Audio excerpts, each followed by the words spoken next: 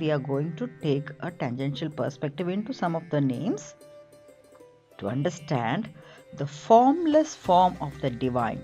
So that's the plan for today. We have nationality, we have gender identification, profession identification, social media identity. So these identities really define who we are. Circling about means doing the same mistakes again and repeating it, fixing it, repeating it. So you're in the same circle, versus a spiral moment will be you are trying to grow out of that error and making a bigger circle of learning. Different cultures, religions, our identities, our belief systems are these threads. Water that we drink, it can also take the form of an ice, a stream, a liquid, a semi-solid if we mix it with something.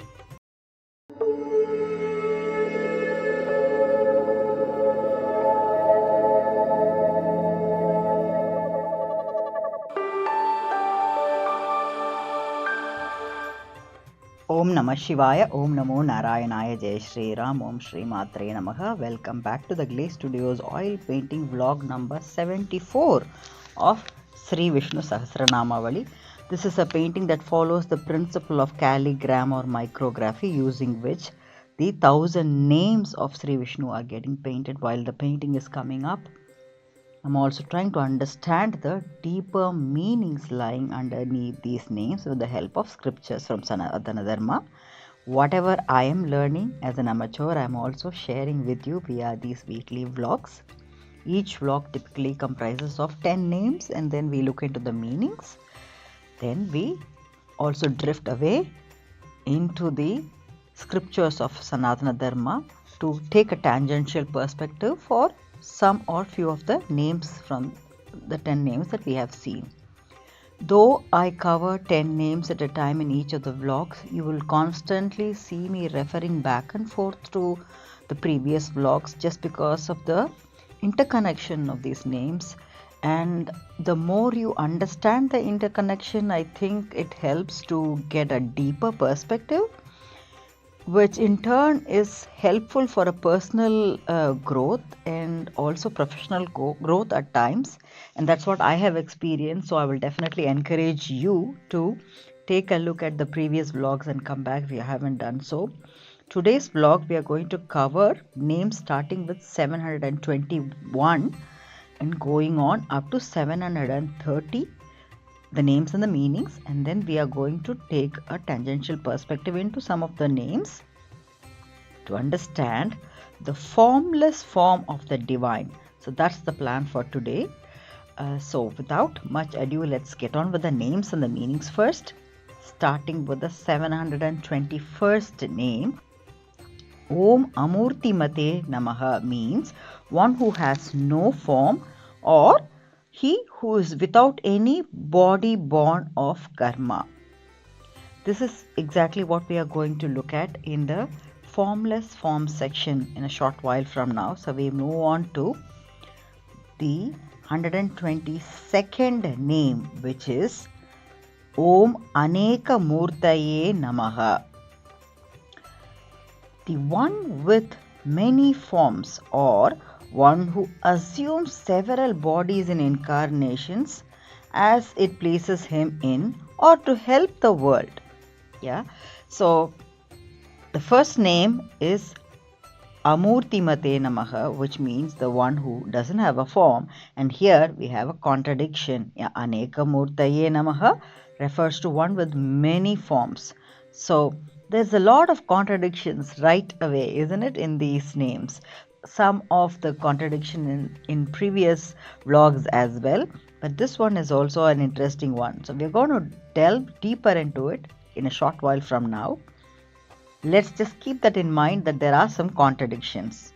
Move on to the 723rd name, Om Avyaktāya Namaha. This refers to the unmanifest, or one who cannot be clearly described as this or that, even though he has many forms. Again, this is a debate over the form that's happening. Let's move on to the 724th name, Om Śatamūrtaye Namaha. Shata in principle refers to 100. Let's look at the name here, the meaning. The one with 100 forms, of course, or the one who, though he is of the nature of pure consciousness, he assumes different forms for temporary purposes. I think this is getting slightly closer to where we want to build the storyline into. Yeah. So there is a nature of pure consciousness. I think we touched upon in one of the vlog about it in detail. So the nature of pure consciousness cannot be described or depicted in any form, but still there are forms. I paint forms and the pictures, images. So there are forms we know, and there are forms we know of many other religions as well. So these different forms here, there is a tip that is coming away right here. It says that there are different forms assumed for temporary purpose. Let's just hang on to that. Move on. It's getting interesting. 725th name is Om Śatānanāya Namaha. The one with 100 faces. Shata again referring to the 100. One with 100 faces, or he is called so to indicate that he has several forms. So the forms again is the context, especially coming out of these 10 names. We can already see. 726 is Om Ekaismai Namaha. Ekaismai. Ekam refers to the one. Yeah, the meaning itself is the one, or one without any kind of differences that is internal or that relate to similar objects external or dissimilar objects. External or two dissimilar objects. It's a little confusing. So the differences we could see of us, can we try to understand from our perspective, could be external, the way we look, yeah, and it could also be internal, from the way we think, the way we project things, the way we interpret things, yeah. So there are differences, and these differences, can we put it this way, that the Lord is seen as somebody beyond these internal or external differences. I'm trying to simplify it from this hard meaning out here. Let's move on to 727. Om Naikasmai Namaha. This means the many, or one who has numerous bodies born of Maya.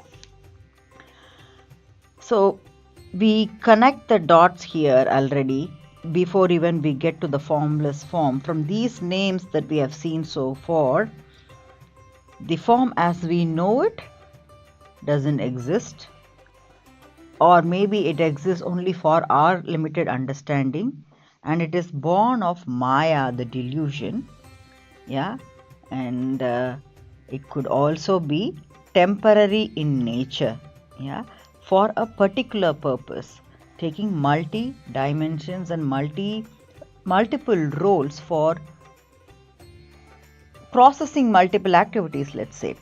Let's move on to 778th name. Om Savaya Namaha refers to praise, or the yajna in which Soma is made. I think we have touched upon this topic in the previous vlog, so we'll move on. 779 is Om Kaya Namaha. Kaha refers to who. The syllable Ka indicates joy or happiness as well. So there are two different meanings coming out. It could be the question itself, who, or the syllable could indicate joy or happiness. So it means the one who is hymned as constituted of joy. That's also another meaning. 730 is Om Kasmai Namaha. It refers to Kim. That means what? Yeah. One who is fit to be contemplated upon, because he is the summation of all values. We are going to touch upon the Kaya Namaha and Kasmai Namaha, along with another word range, the name range that will come up in the next vlog, because that has another interesting dimension to look at. So I think we have now come to the end of the 10 names and the meanings. So we are now ready to look at this formless form. So there is a lot of discussion on this formless form. Let's jump right away into that and understand what it is. So we are going to look at these names again in a deeper manner with the help of some perspective we are going to take both from the scriptures and from current day life. So the name that we saw first was Amūrtimate, one without a body born of karma. Yeah. So we understand that our bodies are, generated out of the karma that we are, or actions that we are doing or not doing. What exactly are we built of, and that passes on to the next life that soul takes, and that body that we take is also a result of the karma, and that is the belief coming from Sanatana Dharma. Let's understand that in our world today, we always identify everything with some kind of a name or a label, let we say. Yeah, so we have nationality, we have gender identification, profession identification, social media identity. So these identities really define who we are. In most cases, we refer to this identity all the time to say who I am, to refer to something, to introduce ourselves, isn't it? But the Amūrtimate reminds us of the Supreme that is not shaped by these past actions or any kind of history or trauma. So it's a summary of who we are, and we try to define that in the name of a nationality, gender, profession, whatever we want to call it. But this is not shaped by these are all coming from the past actions, and that's the meaning of it, the karma, isn't it? So this is not at all shaped by the past actions. In a current world, if we can reflect it, we are often judged of our past, and this is something it's very hard for us to stop. Also, we are judged based on the mistakes that we make, the failures that we go through, and even generational karma. Yeah, so we are bound by all these things. We have to be, in a way, because we take responsibility then for our mistakes. We learn how not to do it again, or learn to move away from what we have done. Some way or the other, compensate maybe if we have done damages to all that, and that's a loop that we get into. But this Nama tells us the true freedom begins when we stop getting into this definition and in the loop. Yeah, so when we go into this loop and we try to fix things, and we make new mistakes, we learn out of it. We could also grow into a spiral. Sometimes I also mentioned that the growth can be a spiral instead of just a circling about. In my world, my understanding, circling about means doing the same mistakes again and repeating it, fixing it, repeating it. So you're in the same circle, versus a spiral moment will be you are trying to grow out of that error and making a bigger circle of learning. And as you go along, naturally you might have to make a mistake. It's a part of human nature. We will make the mistake, and we go around and take bigger circles, and the circle of the spiral gets bigger and bigger. And that's how I see it. It's my personal take on this. The Lord exists beyond this cause and effect, this circle or the spiral that I'm trying to mention. He is beyond all these things, cause and effect, and reminds us that we too can consciously act rather than reactively taking decisions and so on. We are in the circle. The next step will be to try to get to the spiral, and even in the spiral there is the moment of mistakes and so on. So how do you nullify that will be the next level, I suppose. I am not there yet, but tell me if you are. already feeling so. So that's the perspective of this name. So he is born out of nothing, or born without a body that is bonded to any kind of karma or action. So the many forms, the next point, Anekamūrtaye, one with many forms. In today's world, we again celebrate diversity, we love diversity, but we struggle to accept it. Even organizations promote diversity, but there are conflicts within. So this is the challenge we are facing in today, and maybe the challenges of war or conflict that we have is also again the tension that is happening between the acceptance of diversity and wanting to be one single pack or one single type of people or such. Anekamūrtaye says that the divine does not choose any one form. So in a conflict, we could take sides. In the many forms, the meaning comes from the perspective that he could be on all the sides. And again, I am going to slightly quote from the perspective of Bhagavad Gita. We have touched upon this, chapter 10 and 11 in many of our vlogs. So I'm not going to go into any particular shloka, but when we touched upon the concepts of chapter 10 and 11, it was in a way Bhagavan showing to Arjuna who he is and how he does look, and taking all the forms that he can understand, that is the human can understand. And the 11th chapter goes on into what is called a Vishwarupa Darshana, and that's exactly I am able to understand, relate to in this particular case of Anekamūrtaye.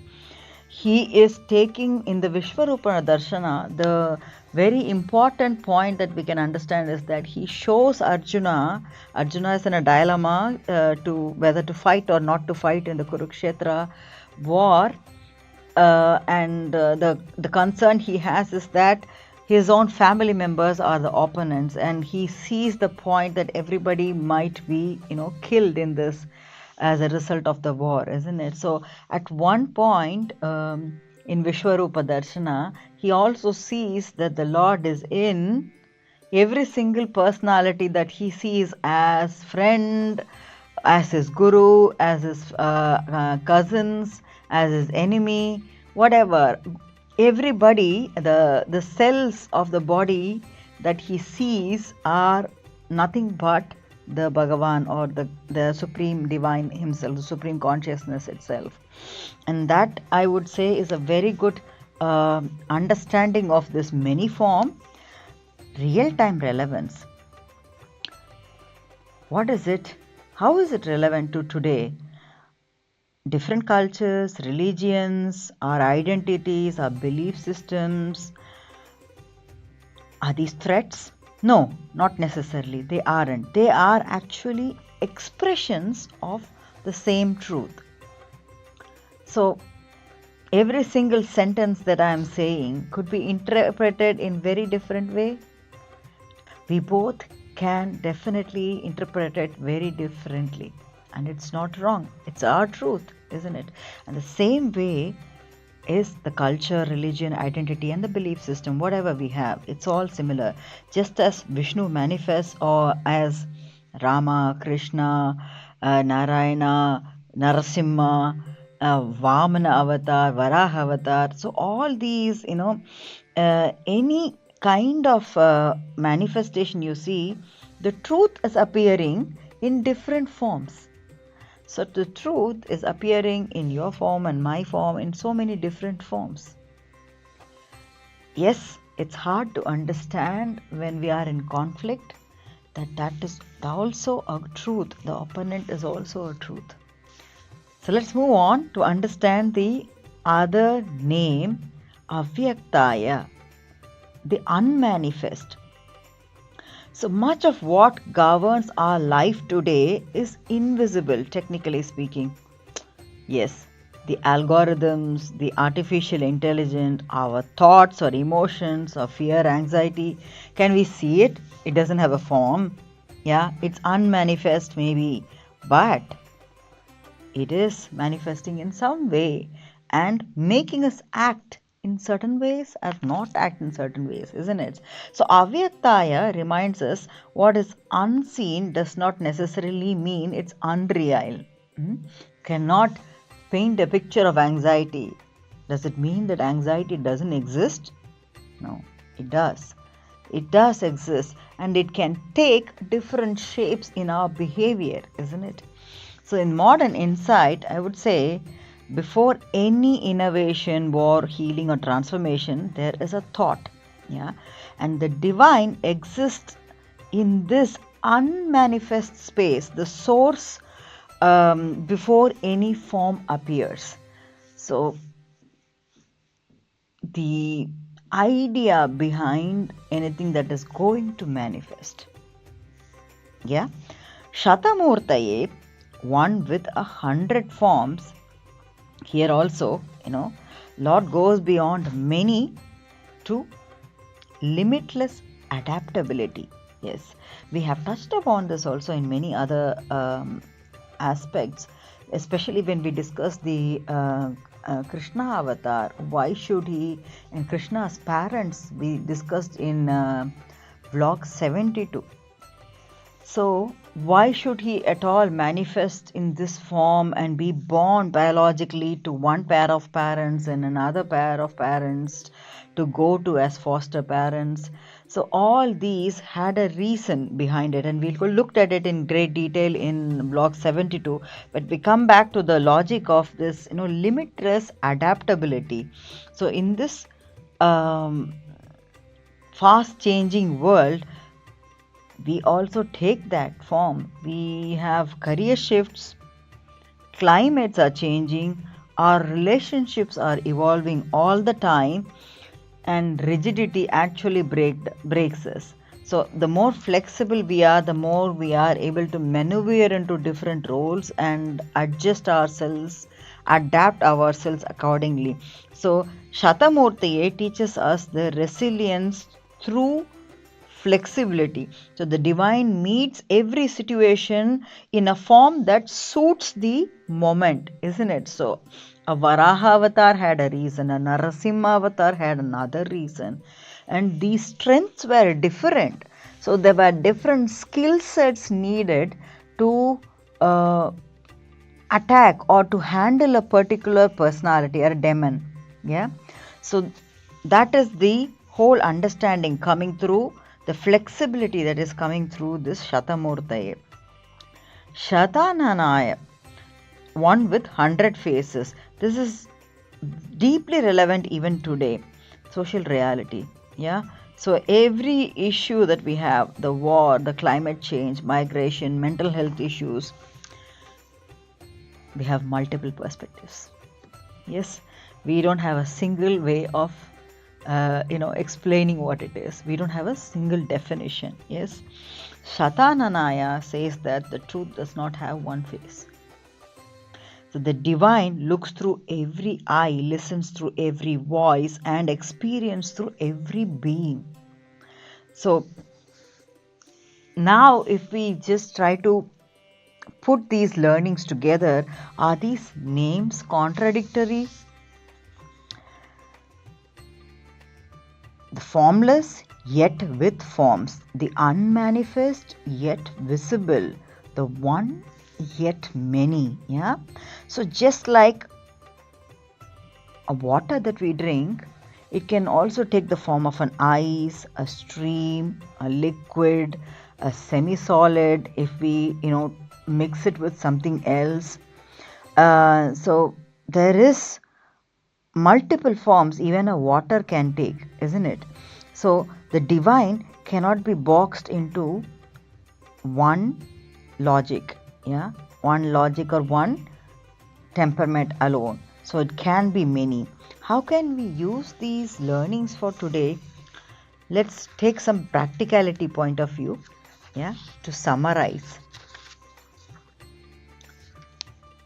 First point, detach from labels. So you're more than your past role. So you can be different and you can be better.